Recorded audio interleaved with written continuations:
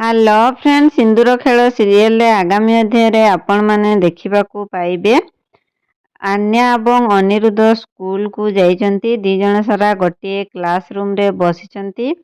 ତ ଆନ୍ୟା କହୁଛି ଅନିରୁଦ୍ଧକୁ, ଅନି ଆଜି ଆମର ନୂଆ ମ୍ୟାଥ ଟିଚର ଆସିବେ। ତ ଅନିରୁଦ୍ଧ କହୁଛି ମ୍ୟାଥ ଟିଚର ବହୁତ ଷ୍ଟ୍ରିକ୍ଟ ନା? ଆନ୍ୟା କହୁଛି ହଁ, ମ୍ୟାଥ ଟିଚର ବହୁତ ଷ୍ଟ୍ରିକ୍ଟ। ତ ଅନିରୁଦ୍ଧ କହୁଛି ମୋତେ ତ ମ୍ୟାଥ ଆସେନି, ତାହେଲେ ମୋତେ କ'ଣ ମ୍ୟାଥ ମ୍ୟାଡ଼ାମ ଗାଳି କରିବେ? ତ ଆନ୍ୟା କହୁଛି ସେ କଥା ମୁଁ କହିପାରିବି ନାହିଁ। ତ ଠିକ୍ ସେହି ସମୟରେ ତାଙ୍କର ମ୍ୟାଥ ଟିଚର ଆଦ୍ୟା କ୍ଲାସ ରୁମକୁ ପଶିଛନ୍ତି। ସେତିକି ସମୟରେ ସମସ୍ତେ ଗୁଡ୍ ମର୍ଣ୍ଣିଂ ୱିଶ୍ କରୁଛନ୍ତି। ତ ଆଦ୍ୟା ଯେ କି ମ୍ୟାଥ ଟିଚର, ସେ ଅନିରୁଦ୍ଧକୁ କହୁଛନ୍ତି, ଅନିରୁଦ୍ଧ ତମେ ମ୍ୟାଥରେ କେତେ ମାର୍କ ରଖିଥିଲ? ତ ଅନିରୁଦ୍ଧ କହୁଛି ମୁଁ 35 ମାର୍କ ରଖିଥିଲି ମ୍ୟାଥରେ। ତ ତାର ଅନ୍ୟ ସମସ୍ତ ସାଙ୍ଗମାନେ ତାକୁ ହସି ଦେଉଛନ୍ତି। ତ ସମସ୍ତଙ୍କୁ ଆଦ୍ୟା ଚୁପ୍ ବୋଲି କହୁଛନ୍ତି ଓ ସମସ୍ତେ ଚୁପଚାପ ହୋଇଯାଉଛନ୍ତି। ସେପଟେ ଆଦ୍ୟା ଆନ୍ୟାକୁ କହୁଛନ୍ତି ଷ୍ଟାଣ୍ଡ ଅପ୍। ତ ଆନ୍ୟା ଛିଡ଼ା ହେଇଯାଇଛି ଓ ଆଦ୍ୟା ପଚାରୁଛନ୍ତି ହ୍ୱାଟ୍ ଇଜ୍ ୟୋର ନେମ୍? ତ ଆନ୍ୟା ସେ କିଛି ବି କହୁନି, ପୁରା ଚୁପଚାପ ହୋଇ ଛିଡ଼ା ହୋଇଛି।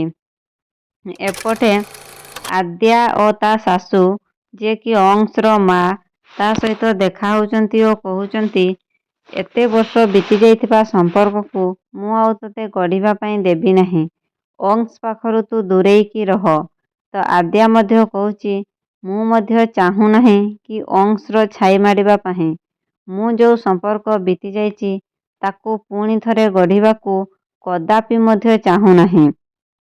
ଏପଟେ ମଲ୍ଲିକା କହୁଛି ଯେ ଅଂଶକୁ ମୁଁ ମୋର ନିଜର କରିକି ହିଁ ରହିବି। କିପରି କରିବି, କେମିତି କରିବି ମୁଁ ଜାଣିଛି।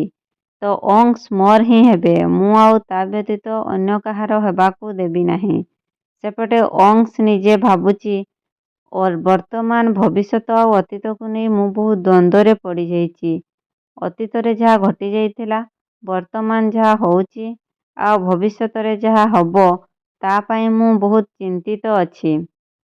ଏପଟେ ଅନିରୁଦ୍ଧ ଏବଂ ଆନ୍ୟା ଏକାଠି ସ୍କୁଲରେ ଅଛନ୍ତି ଓ ସେମାନେ ପରସ୍ପର ଭଲ ଫ୍ରେଣ୍ଡସ୍ ହୋଇଯାଇଛନ୍ତି। କ'ଣ ଅନିରୁଦ୍ଧ ଏବଂ ଆନ୍ୟା ଅଂଶ ଆଉ ଆଦ୍ୟାକୁ ଏକାଠି କରିପାରିବେ? ସେମାନେ କ'ଣ ତାଙ୍କ ବାପା ମା'ର ଭାଙ୍ଗି ଯାଇଥିବା ସମ୍ପର୍କକୁ ପୁଣି ଥରେ ଯୋଡ଼ି ପାରିବେ? ଜାଣିବା ପାଇଁ ମୋ ଚ୍ୟାନେଲ ସହିତ ଯୋଡ଼ି ହୋଇଥାନ୍ତୁ। ଚ୍ୟାନେଲରେ ନୂଆ କରି ଆସିଥିଲେ ଚ୍ୟାନେଲକୁ ସବସ୍କ୍ରାଇବ୍ କରିଦିଅନ୍ତୁ ଓ ପାଖରେ ଥିବା ନୋଟିଫିକେସନ୍ ବେଲକୁ କ୍ଲିକ୍ କରିଦିଅନ୍ତୁ। ଭିଡ଼ିଓଟି ଭଲ ଲାଗିଲେ ଭିଡ଼ିଓଟିକୁ ଲାଇକ୍ କରନ୍ତୁ ଓ ନିଜ ଫ୍ରେଣ୍ଡ ସାଙ୍ଗସାଥୀକୁ ସେୟାର କରନ୍ତୁ।